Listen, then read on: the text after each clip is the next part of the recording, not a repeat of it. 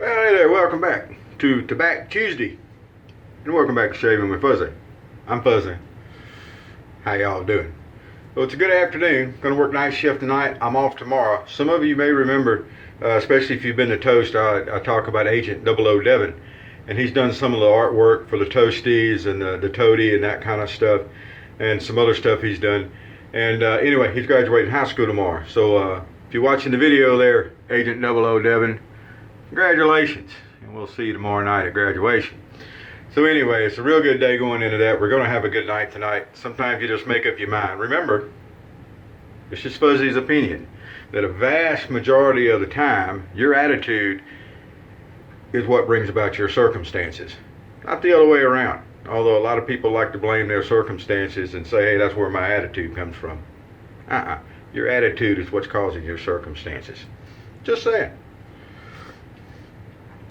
So here we go, Tabac Tuesday, and we're going to stick to that. We're going to use the soap this time. I think we used the cream last time. I don't know. I don't really keep up with it, so I kind of grab what I got.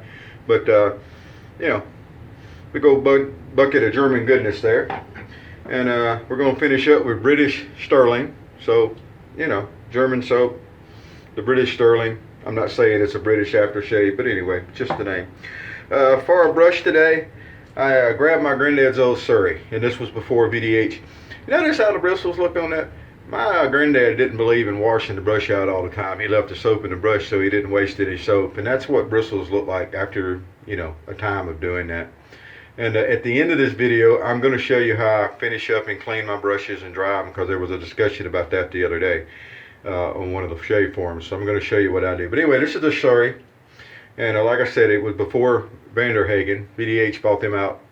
And with my granddad's brush, my mom's dad. So that's what we're going to use. Now, there's also been a discussion here lately on razor weight. Someone was talking about, well, this razor was heavy and this razor was light and it didn't do as good. And I need a heavy razor to do this. And I don't think it matters. I really don't. You know, the razor is a razor, blade's a blade. The razor's there to hold the blade in place, and so that you can get a proper pressure and angle. That's what I think. So I dug around and I wanted to find a light razor, and I have a couple of you know, different choices there. But what I came up with was this. This is Gillette Super Click.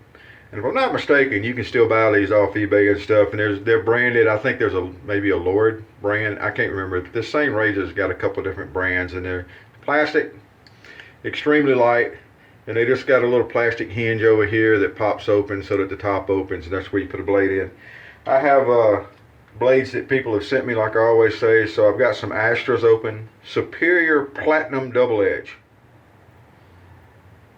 I don't know what's superior about them. But, you know, I got them. Might as well use them. You know, people don't give them to me so I can make monuments out of them. They give them to you to use, so, okay. We'll use an Astra Superior Platinum. It says right there on the blade, Superior Platinum. But anyway, this is not such a complicated task. Oops. If you're not holding the razor right. So we're going to put the blade down in here, and everything all kind of lines up for the blade to sit down, and then we're going to swing the top over, and it clicks in place, and it holds the blade tight. And that's what you're looking for. You know, you want a handle that holds the blade tight, and that way you can adjust your angle and pressure. That's what we use to shave with, right? That's all it is. But anyway, Gillette Click, Super Click, they call it. I'm not sure what's super about it. I didn't hear a super click. It's just a little click that closes. So, you know, I don't know. I have a click. Don't care. French Market, dark roast with chicory. Got my old grumpy shirt on today. Yeah, I got you grumpy right here.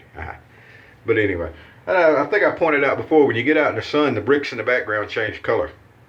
This came from the Del Sol shop in, oh, where is it? Cozumel. I think I've said Cancun before, and that's not correct. I haven't been to Cancun, but it came from Cozumel. My sister got it for me, who, as I've said before, knows how grumpy I am. Yeah, great gal, my sister, I tell you. So anyway, here we go. So I'm going to use Granddad's Surrey brush and some Tabac soap. So I got an email today, and someone was talking about they'd watched my videos. Appreciate it. And they wanted to know if I was going against the grain on my neck because I shave up. Well, no, I'm not. My growth is, this is with the grain going up, except for right under the chin here, which is opposite. Now, I don't have any of the swirls and stuff like I said before. I'm really happy with that. So if I go down on my cheeks and I come up to my jawline and I come up to about here, then this is going to be down and this is all up. That's a with the grain pass for me. So if you're having problems with irritation and you're having problems with this ain't working and that ain't working and this is jerking and that's pulling and everything, you don't need to put the razor in 4-wheel drive. You really don't. A lot of times if you figure out your growth, you'll sort those kind of problems out. No need for a 4-wheel drive razor to get through stuff like that. Now I know there's going to be the person pops that says, well, I got this swirl down there. What do I do with this swirl? Buddy, I feel for you. I really do. Maybe shaving a swirl.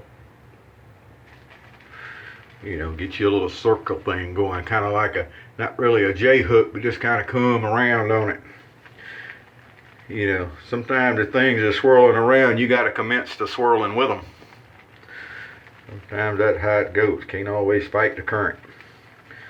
But anyway, so yeah, I always like my first pass to be with the grain, and then I come across the grain, and then I do a little cleanup pass. It's kind of just, or whatever, mostly with the grain, I think, if I think about it. But I don't like against the grain. I don't see any point against the grain. I think a lot of times people going against the grain are really hunting that BBS because they think it's a really big deal. I don't think it's a really big deal. It ain't gonna last. It'll be gone in a couple hours. And if you can say, I got a BBS and it lasts me for 10 hours. All right, what are you, 12 years old? No, I'm not saying that they're not telling the truth. I'm not saying that. I'm saying if you can say that, you've got an extremely, extremely light beard. I have a far from light beard. I mean, I'm not Italian, so I don't have that heavy, dark beard. But I have far from a light beard. I'm probably not far off from having as heavy a beard as some of the folks that have darker hair. I just don't have the dark hair anymore. I'm getting old. I'm less than a month off of 50 now. Like that. I have almost made it to middle age. Almost. Alright, so the Gillette Super Click is a very light razor. So I hear all the time, well, those light razors make you want to put more pressure on. Horse feathers. It's called technique. And if you have good technique, then it's not going to force you to put pressure on. You're going to adjust to the weight of the razor and the way that it's working. And it will not force you to put more pressure on. Just say, I'm not putting more pressure on than I normally do, particularly. Or let's say I'm not putting an over amount of pressure. I'm not going. Having technique doesn't mean that you never adjust anything in your shave. Quite the contrary, it means you're always adjusting things in your shave. You adjust to things that are irregular in the razor, and you adjust to irregularities in a blade. And whether you have a day's growth or 3 days growth, I mean, you're constantly adjusting things, but that's what technique is. Your technique allows you to adjust the things so that a razor is a razor, and a blade is a blade. Someone was talking the other day and was asking about, he said he heard on the forums that the lather catchers, when you put a modern gem blade in them, they were overly aggressive and they're this big, and it's just not true. There's no such thing as a razor that's too aggressive. First, Second thing is lilac catchers aren't monsters in any way. Just saying. I love a wedge blade shave, as we've shown before. But I also am just as good happy, a lot of times, with a modern blade in the razors that hold them, the ones that have the blade stops that hold them. I haven't really been able to get the printed shim type thing, adapter. I would rather call it adapter than a shim. I haven't really been able to get those to work real good. Alright, for this pass, I think my lather was a little thick last pass, so I'm going to thin it out a little bit. Again, make adjustments. You can make adjustments face lathering just like you do bowl lathering. Save your bowls for soup. By golly.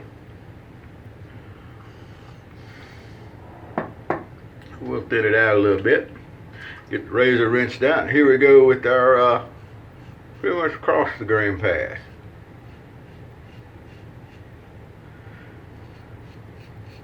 These razors are pretty good travel razors if you like traveling with light two-sided thingies.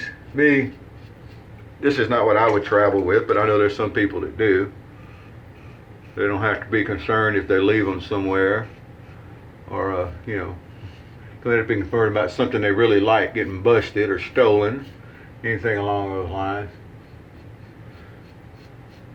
I'll also add that I don't remember how long ago it's been since I took a flight when I traveled. I drive basically everywhere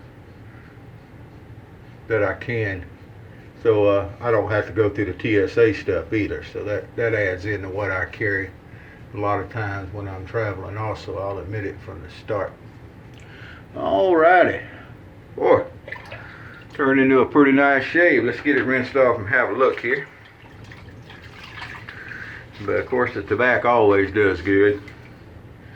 Some people love the scent, some people hate the scent, but I've never heard anybody complain about the performance of the soap itself. Scent has nothing to do with performance. But if it's a scent that you can get by and that you can live with, it's a really good soap, my opinion. Big old bucket of German goodness. Alright, so we took a day's growth off with just no problem at all. We're going to get us a little touch-up pass going on, because that's what we do. It's called routine. It's good to have a routine. That's one of the things a lot of people like about the traditional wet shaving, is the routine and the time when they can stand there and shave. Is kind of their time of the day. It's generally not interrupted for 10 minutes, 15 minutes, whatever you take. I mean, I can do it in 5 minutes. I think I've got a video of that. The under 5 minute wet shave. Or right at 5 minutes. Maybe it was under 6 minutes. I can't remember. That's been more than 10 minutes ago. I'm not going to remember anything. Alrighty. Come back down in front of that ear and check the goatee. Goatee needs a little bit more trimming.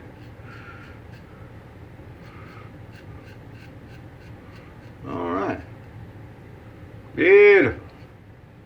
Beautiful, beautiful, beautiful, beautiful. Wonderful shave. That's a great way to start a night, by the way, in case y'all didn't know that. In case y'all didn't know it, that is a wonderful way to start the night.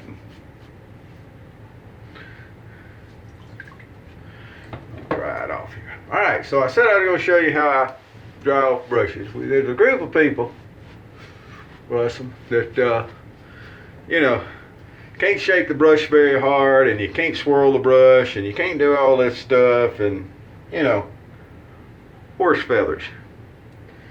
Yeah, a brush, you ain't gonna, I'm gonna use my granddad's old Surrey here as an example. So what we're gonna do is we're just gonna rinse the soap out of it here in the sink, and then I'm gonna run some water. I'm gonna hold it up, run water right straight down through the middle of it, hot water. Because hot water, you know, is better for taking soap off things and cleaning, you know, just hot water. So it's a good thing. Alright, then we're going to take it, we're going to give it a little shake back here against the shower curtain so that don't mess anything up. And if y'all indulge me just a second, I'm going to get the screen in the sink here and let it drain out. So once I get the soap out of it, what I do is I take a towel, usually not my hand towel on here, but anyway, it'll work for today, and I rub it against it. Now, I'm not putting a whole lot of pressure on it. You don't got to be rough on it or anything. But sit there and, you know, yada, yada, yada, yada, yada. Dry the brush out. Then I set it aside, usually on the bottom. I don't think it matters if you set them bottoms up or put them in a stand hanging down. I don't think it matters. Never seen where it matters. And I've got brushes that I've had for, you know, years and years and years. And that's how every time when I get finished with a brush, that's how I clean it. Vintage brushes, reknotted brushes, newer brushes, it don't matter. That's how I do it. Might not be how you do it. You might not like that. You may be cringing right now. If you are, cringe away. It is quite okay. Alrighty, so a little British Sterling there to get a little good stink going on. My mom used to say, hey, you stink more better. Bless her heart. So anyway, y'all have a great day. I'm going to go have a good night at work. Like I said, remember, a lot of times your attitude is what's going to dictate your circumstances, not the other way around. Usually not. Y'all have a great day. We'll see you again next time. And again, we appreciate you watching. We appreciate people coming over to Toast. And, you know, happy shaves to you.